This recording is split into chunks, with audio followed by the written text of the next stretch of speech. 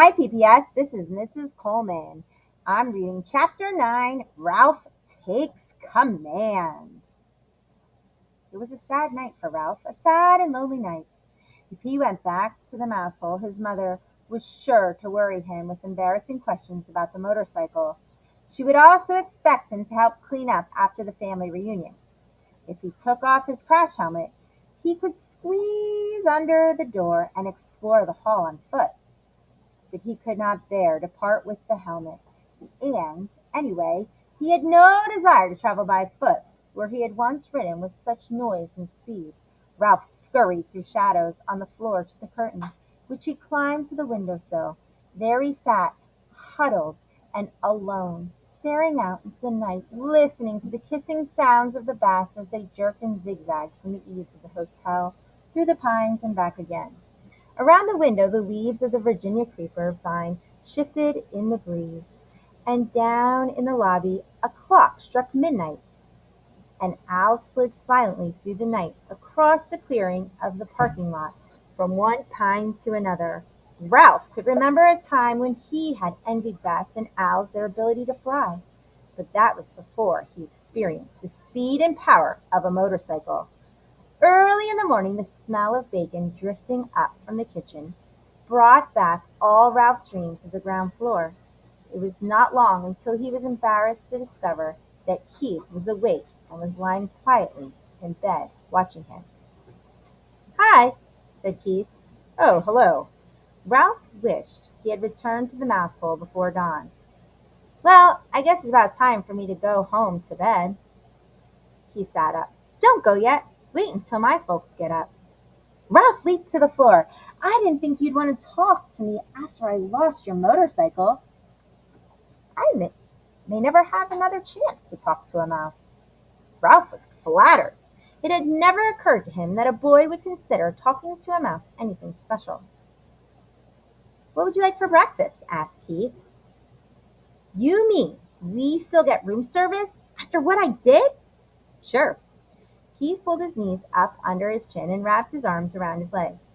"You mean you aren't mad at me any more?" asked Ralph. "I guess you might say I'm mad, but not real mad," Keith decided. "I've been lying here thinking. It wouldn't be right for me to be real mad because I get into messes myself. My mom and dad tell me I don't stop to use my head." Ralph nodded. "I guess that's my trouble, too. I don't stop to use my head." "They say I'm in too much of a hurry," said Keith. "They say I don't want to take time to learn to do things properly." Ralph nodded again. He understood. If he had waited until he had learned to ride the motorcycle, he would have never ridden off the bedside table into the wastebasket. "I'll never forget the first time I rode a bicycle with handbrakes," reminisced Keith. "I took right off down a hill.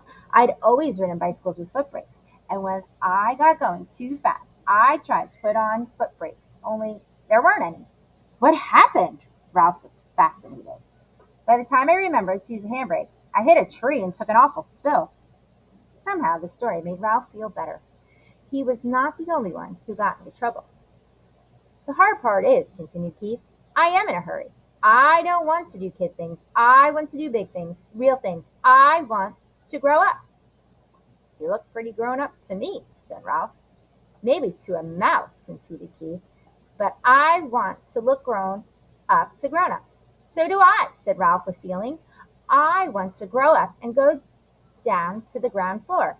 "Everybody tells me to be patient," said Keith, "but I don't want to be patient." "Me neither," agreed Ralph. Someone stirred next door in room 216. "Well, I guess I better get running along," said Ralph. "Say, about that breakfast." "Sure. What do you want?" "How about some bacon?" suggested Ralph, remembering the fragrance that had floated up the window sill. "And some toast?" "With jelly," agreed Ralph, and ran off to the mouse hole, eager to tell his family things were not so bad after all. They were still entitled to room service. But when Ralph reached the mouse hole, he found pandemonium. His brothers and sisters and cousins were huddled together, squeaking with fright. His mother picked up a bunch of shredded Kleenex and put it down again, only to pick up another bunch as if she did not know what to do with it. Uncle Lester and Aunt Dorothy were there, too, stuffing crumbs into their mouths as if they expected never to eat again. "Dear me," Ralph's mother was saying. "Whatever shall we— Oh, Ralph, there you are at last. Where on earth have you been? Never mind. We haven't time." "Time for what?" asked Ralph. "What's going on around here, anyway?" "The housekeeper, your Uncle Lester, the sheets. Oh, do be quiet, everybody." Ralph's mother was so agitated she could not tell her son what was wrong. Uncle Lester swallowed a mouthful of crumbs. "It's like this, Ralph. The housekeeper discovered a hamper full of sheets, towels, and pillowcases with holes chewed in them."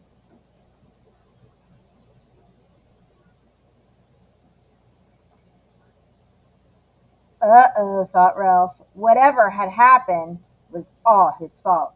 He might have known. "I heard her telephoning the manager."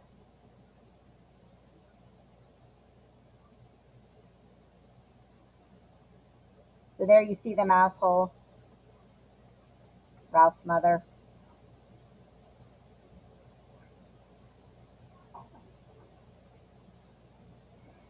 "About it from her office," continued Uncle Lester. "The manager came up and called in all the maids and the bellboys, and everyone had a look in the holes chewed in the sheets. It was quite a powwow."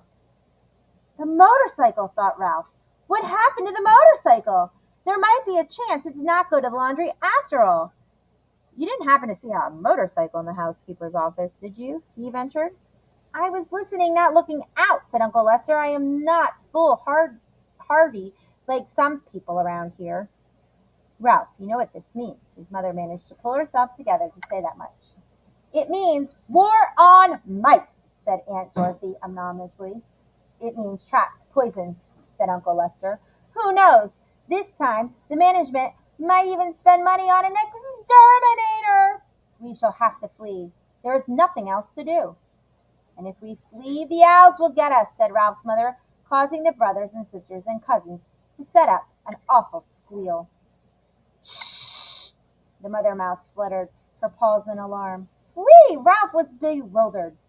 "Flee and leave room service?" "Room service!" exclaimed his mother. "How can we expect room service after you lost that poor boy's motorcycle?" "It's all right," Ralph assured his mother, and could not resist adding rather grandly, "I've already ordered. Room service is just bringing us bacon and toast with jelly." The news silenced everyone.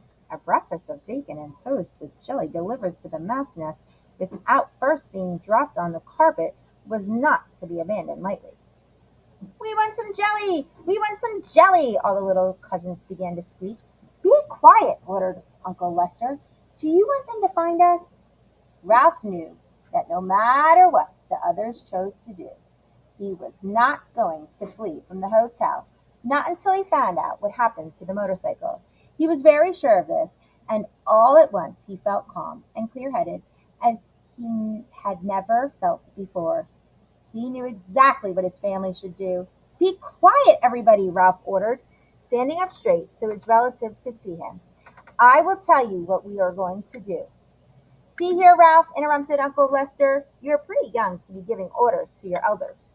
"Now, Lester," said Aunt Dorothy, "let's listen to Ralph. After all, he has our food brought up by room service.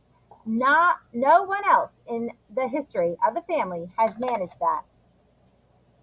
This silenced Uncle Lester, and Ralph was allowed to continue. "What we should do is keep quiet for a few days." Here he looked down at his little cousins, who for once in their lives were not squeaking. "I will arrange for room service to bring our meals so we won't have to go scrabbling around the woodwork or scrounging around the room. That way we won't be tempted to taste any poisoned food or go near any traps, and if management doesn't see or hear us for a few days, they will forget about us. They always do." "Now, just a minute," said Uncle Lester. "This boy won't be here long. You know how it is with people. Here today and gone tomorrow." Ralph had the answer. "This is only Sunday. He will be here until Tuesday, because Monday is the 4th of July, and his father says he won't drive in holiday weekend traffic. He always brings us plenty And if we don't stuff ourselves, we can save enough to last until management forgets us. Uncle Lester nodded thoughtfully. That seems like a sound idea. Yes, but Ralph, there is one thing that worries me, said his mother. How are we going to tip room service? When people have a waiter bring food to the room, they always give him a coin or two for his service. We haven't any money. Ralph had not thought of this. If we are going to continue to accept room service, we must do the right thing, insisted his mother. Don't worry, I'll think of something, promised Ralph, in the grand way he had acquired since he was ordered a meal sent up to the mouse nest.